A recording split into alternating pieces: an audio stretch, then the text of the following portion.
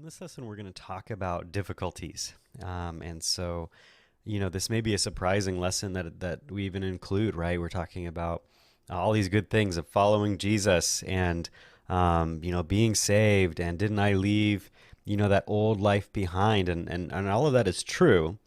But the reality is following Jesus actually means following him into and through suffering.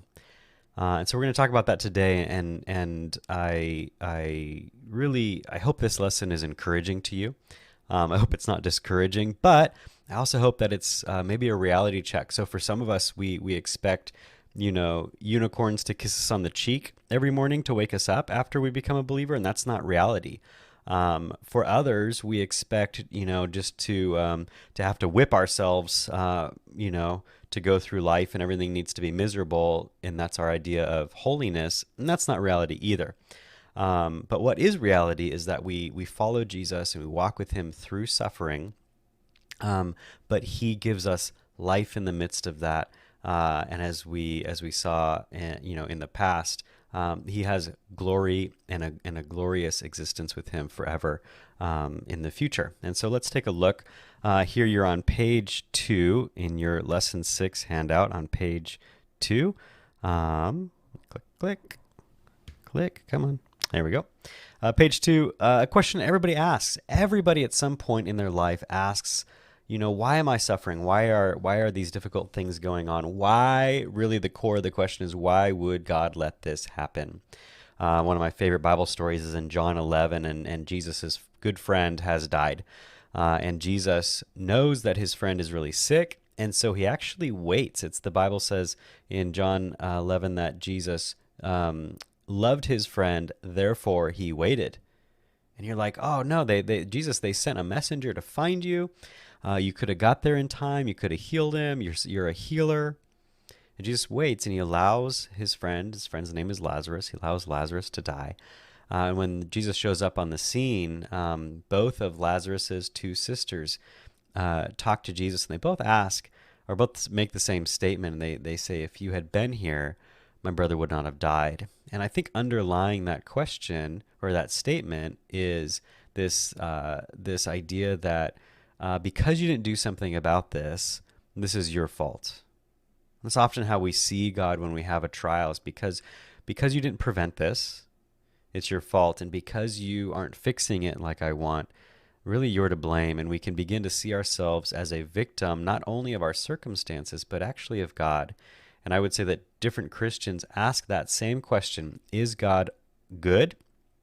Is he powerful? Is he trustworthy? All of those things we ask at different times in our life. Some of us ask them very early in life, some later in life.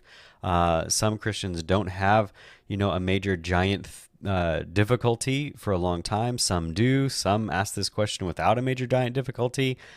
The journey is all different, but I think we all come to terms with this at some point. So we want to address it here. The first thing to understand is what I call here a hard reality, but the hard reality is that following Jesus, and I want you to hear me on this, following Jesus does not mean that everything works out great.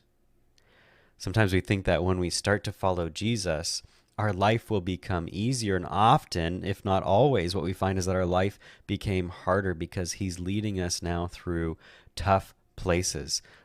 Places we'll talk about in this lesson of maybe healing that can be difficult, places of ministry that can be difficult, places of, suffering even unjustly, and that can be difficult. Growing and dealing with people who are suffering and seeing more and more of the root sometimes of our own sorrow, all these things. And even just, we're going to talk in the next video about the influence of even demonic influence and the devil in our life, that we come under attack as a believer. And so I want you to go in with your eyes wide open. I want you to understand that it's not an easy life. When we look at the life of Jesus, his life was not an easy life. He suffered in many, many different ways. And so then he says, okay, now follow me in the life that I live. Well, following him in the life that he lives means following him in a tough life. And so you can see there from Luke and from John on page 2, some of the things that Jesus says about what it is to actually follow him, that it's going to, by definition, involve suffering. And we say there again on page 2 where it says an abnormal normal. If we read the story of the Bible does it starts off and everything's good. If you read Genesis 1 and 2, this was good and that was good, and the way God designed it was good. Things were good. But then in Genesis 3, man rebels against God, and evil comes in and sin comes in, and as a result, things are no longer good. And so you and I, we live in the abnormal normal. We live in the messed up normal. Let me illustrate it this way. We all are afraid of death, avoid death, don't like things about death. There are a few who find them maybe more fascinating. But we all know that death is weird and somehow wrong, which doesn't make a lot of logical sense because death is so normal, right? It's so natural. It's everybody dies. 100% of people eventually die. And so it's the most like normal thing in life, but we're so concerned about it. And I really think that part of the reason, I think you could say part of the reason is we're concerned about what will happen to us after we die. We're also concerned because dying looks painful and scary, but we're also concerned because what I want to get to is a deeper notion that we know death is not what things are supposed to be. Right? We know it's not what it's supposed to be, and God did not design us originally to ever die. The fact that we die is a result of our sin, but God did not design us to ever die. So what I'm getting at here is this. You could take death or anything else, and we understand this is not the way it should be. We shouldn't be sick.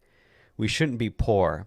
We shouldn't be afraid. We shouldn't be ashamed. We shouldn't be alone. We shouldn't be all of these things, but there's such normal parts of life. So what in us tells us, hey, that's not normal? Well, what it is we live in the fallen world, and so these things are just normal for us, but we know that God has more for us. We know that God's original design was an abundant life for us, and God's ultimate purpose is going to bring us to an ultimate and whole restored relationship with him, a life with no tears. We'll see at the end. Does that make sense? I hope.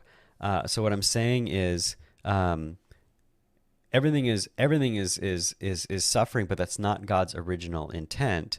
And so even when we look at Jesus doing miracles and healing, we think, oh, that's so weird, these miracles. For Jesus, that's the way things will be one day, were in the very distant past. And so what Jesus is doing, I think, is giving us a glimpse of what's to come. Okay. Let's see. Blame game. Sometimes we want to not only blame God, but we want to blame others or ourselves, and we want to blame our sin. This is a very common idea that all suffering must be the result of something I did wrong or you did wrong, okay? This is not a biblical idea, and what's great is that the Bible takes and addresses this head on in a couple main places. One big one is the book of Job, and I'll mention that in a little bit here in a different context. But the book of Job, rather a long book in the Old Testament. It looks like Job. If you ever see it, it looks like J-O-B, Job, but it's pronounced Job.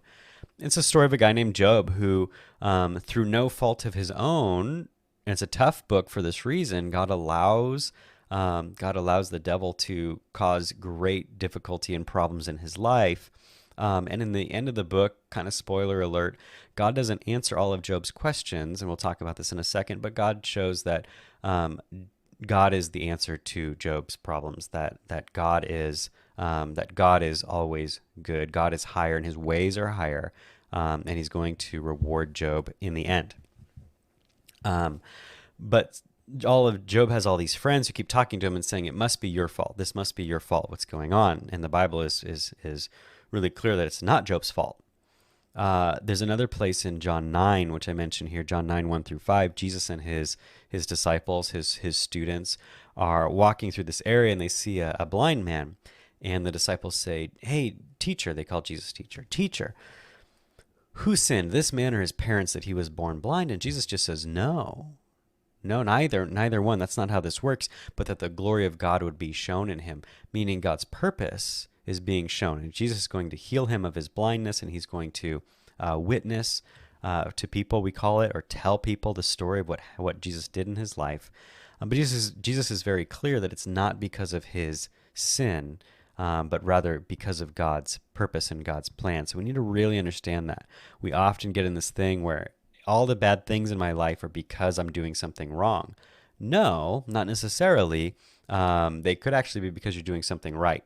However, the book of Proverbs in the Bible offers a counterpoint to that in 10:8 and 22:3. Proverbs does very clearly say if we make foolish decisions, they lead to our suffering. If we make foolish, selfish decisions, it will lead to suffering. So can the issues in our life be because of our own sin? Yes, they can. But we need to be super careful to have wisdom on that. For instance, if I don't take care of my health at all, I'm going to have health problems. But if I suddenly have a health problem, I don't know where it came from. Do I go, I must have sinned and God must be punishing me? No, God is allowing it for some reason, for his purpose.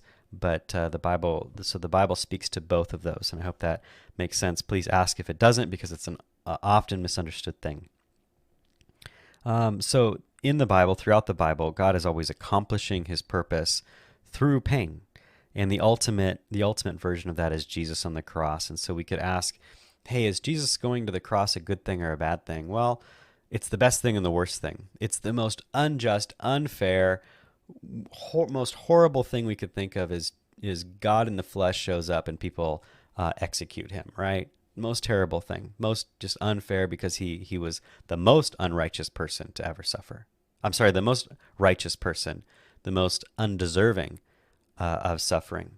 But at the same time, it's the best thing for us, right? It's the best thing for us because look what it gained.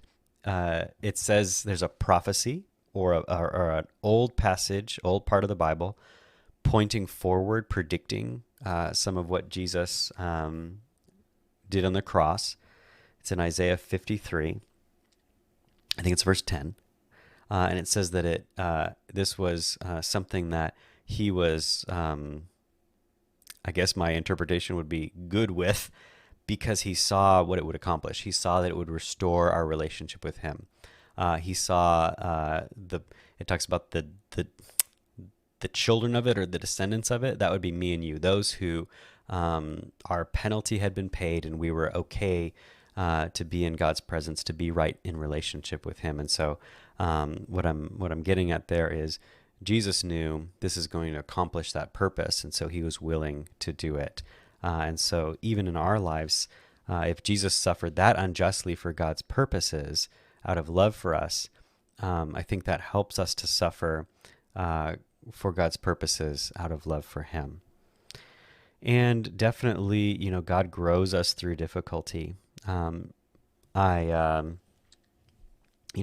did a class one time and I taught on this topic, and I had everybody at the very beginning take a piece of paper, and I had them write down a time or a season in their life where they really, something specific that they really grew from.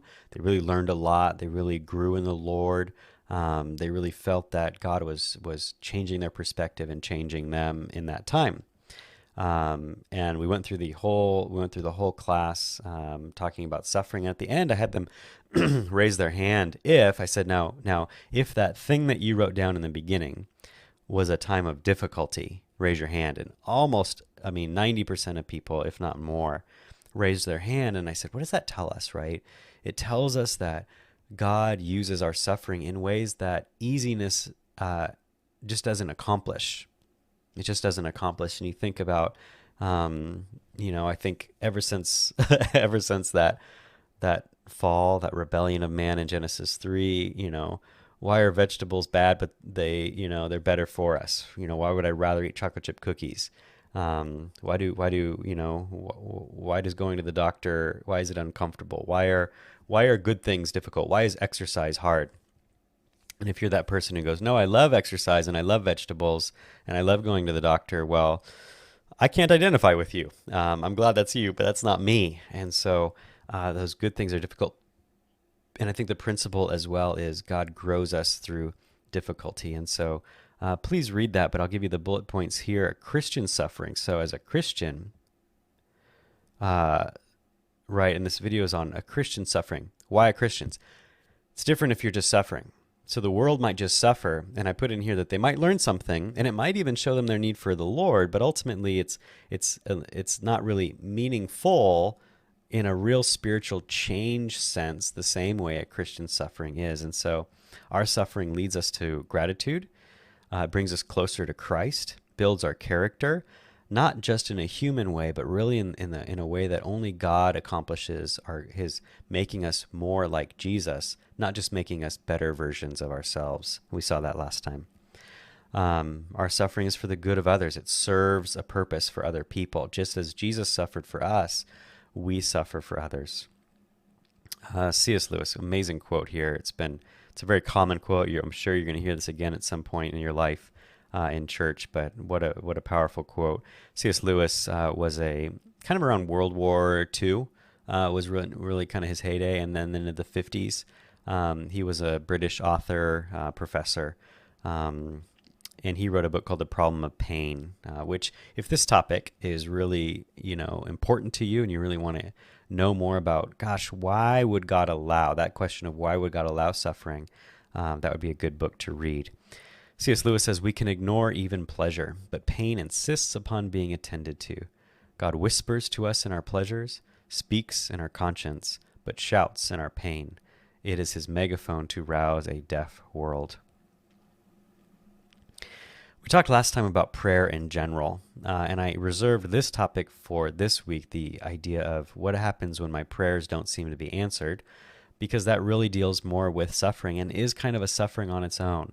So it can be compounded suffering. I'm having a hard time, and I pray, and God doesn't seem to answer. And so read through that because really I think it will help. Some of those bullet points will help change our perspective on that, or at least give us an answer for when God doesn't seem to answer. Now, I don't want, however, just a side note on this, I don't want you to just lean on that and go, well, okay, so then I'm never looking for an answer because I don't need one, because I have some bullet points on page 4 that tell me what to do if God doesn't answer. No, we ask anyway. We're not hoping for no answer, or just stop praying. God probably won't answer, but that's okay. No. As we learned in our last time, we continue to pray. God wants us to ask. God wants us to seek His face. God wants to answer. We continue to pray, but when we don't get an answer for a long time, or we don't get an answer that's maybe clear or what we wanted, some of these principles may help. Okay. One of the questions at the core is, does God care? Does God care? That's a lot of what, when I gave you that story of Lazarus and his sisters, that's what they're asking. Do you even care? Now, the shortest verse in the Bible is 2 words long. Jesus wept. So if you ever need to feel like you memorized at least one Bible verse, John 11:35, Jesus wept.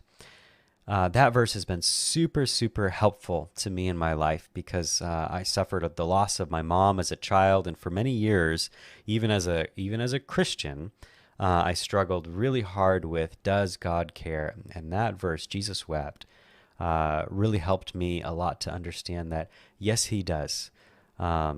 Psalm 116 says, precious in the sight of the Lord is the death of His saints. God cares. God is moved deeply by our suffering, by our loss. And not only that, but He gets right in there with us, suffers alongside, and weeps over us. Okay, that's very important to understand. God does care. He cares so much. Let me say it again. He cares so much. He suffered with us, and He suffered for us, things that we will never have to suffer now as a result. So let's understand that. When we look forward, I give you Revelation 21:4 here. When we look forward in the Bible story, God is one day going to make all things right. And when we know that and we look forward, it helps us now. It helps us now. It helps me to know that one day all of this will kind of seem like a bad dream, if I could put it that way. All the things that we suffer now, Romans 8:18 says, aren't even worth comparing to the glory that we're going to receive in Jesus in the future. And so, all these things now that seem so big, and by the way, I get it. I'm an anxious person. I'm kind of a When I was a kid, my mom called me Eeyore all the time because I was a downer. I still struggle with that, fight against that. I'm very pessimistic. I'm kind of gloomy in a lot of ways, and yet it helps me to go, okay, one day, what I will receive is so much more than this. This will fade away. Not that what we do here doesn't matter, but the comparison of the glory of God that He's going to share with us, and what He's going to make us when we're like Christ. 1 John 3, 1 and 2 says, is not even comparable to what I'm suffering now. Romans 8:18 says. The Bible describes in a couple places in James and the book of First Peter this phrase, various trials, various trials. Trials, obviously, like time trials, is the idea of being tested. Now, I want to explain real quick.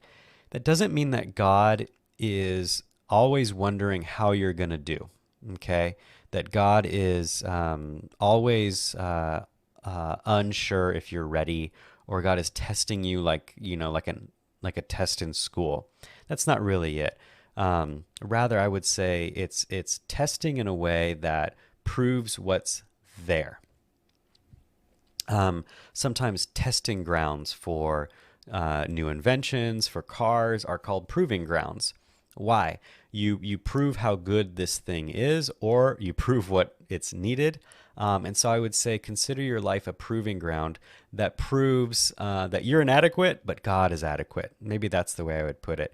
So these trials come up, these tests come up, and they do in a way test, where's our faith? What do we really believe?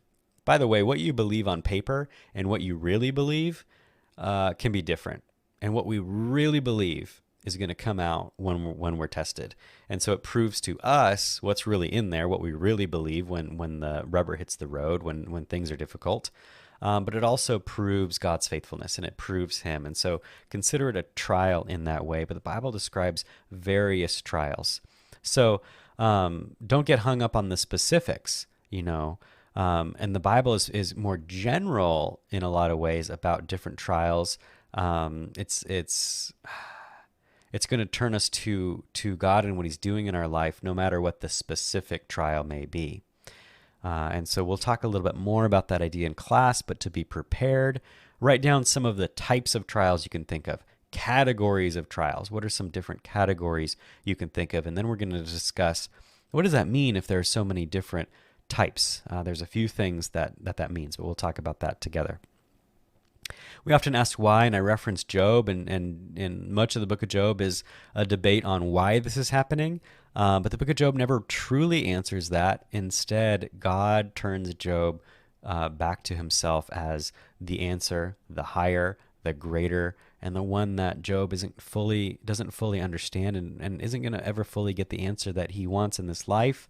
But yet God is faithful and all-knowing and all-powerful and all good, and does allow our pain for His purpose. So looking back through that and thinking about that section, I want you to take a moment and pray to the Lord. And after the video is over, take one of the things that you're going through, or a few. You may be going through a lot.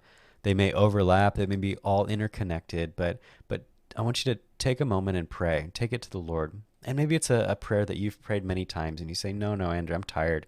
I don't want to take that to the Lord anymore. He doesn't ever answer. Go again, and say, Lord, I need you to accomplish your purpose through this.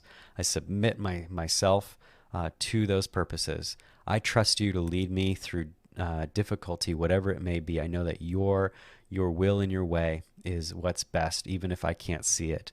But God, I am asking you for this. But in there, I would also encourage you, ask Him for more of Him. Ask Him for more of Him. Don't only ask that the thing will be taken away and you go your merry way and enjoy the day, but that you would know Him better through it and in it, even if that means He doesn't take it away. But ask that He will deal with that thing in your life.